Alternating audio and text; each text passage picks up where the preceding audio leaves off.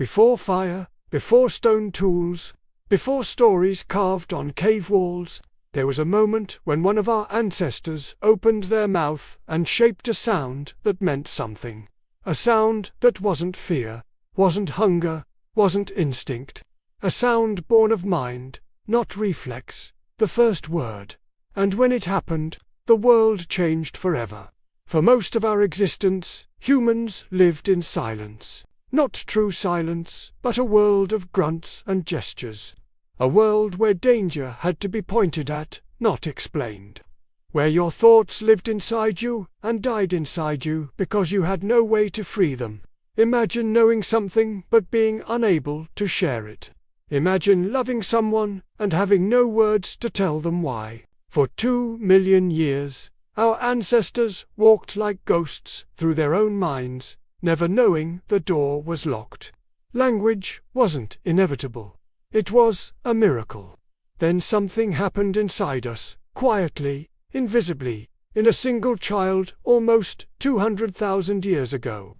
A mutation in a gene called FOXP to give humans finer control over the tongue, lips, and breath. Not just noise, speech. The brain rewired itself.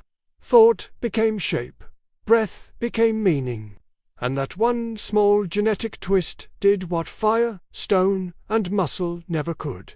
It let us think together. Because a single mind can survive.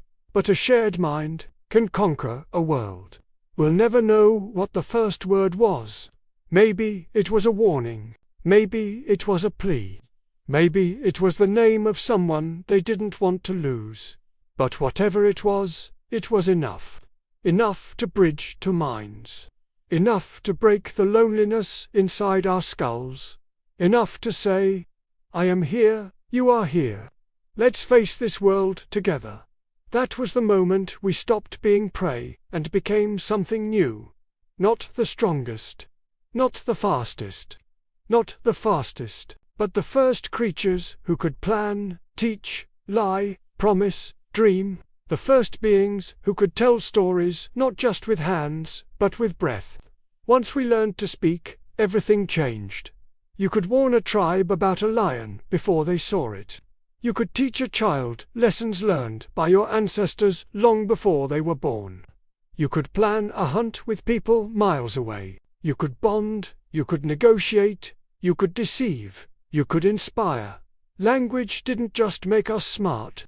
It made us dangerous, because claws tear flesh, but words change minds. Fire warms a village, but a story binds it. A spear kills one animal, but an idea can outlive every person who ever spoke it. Our greatest strength was never muscle.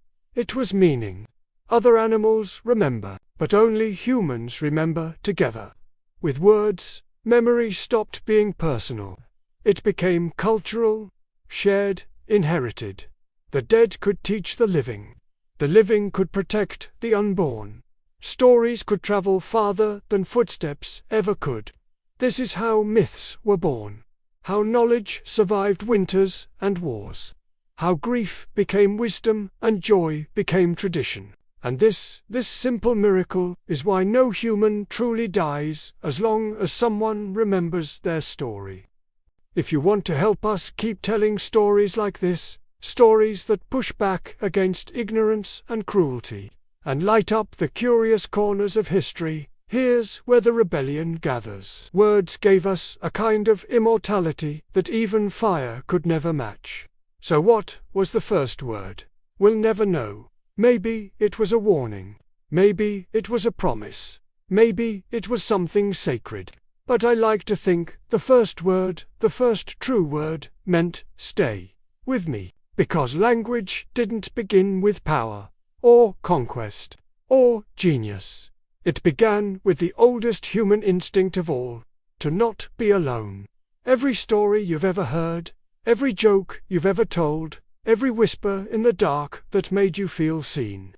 It all began with the first person who refused to let their thoughts die inside them. Language made us human.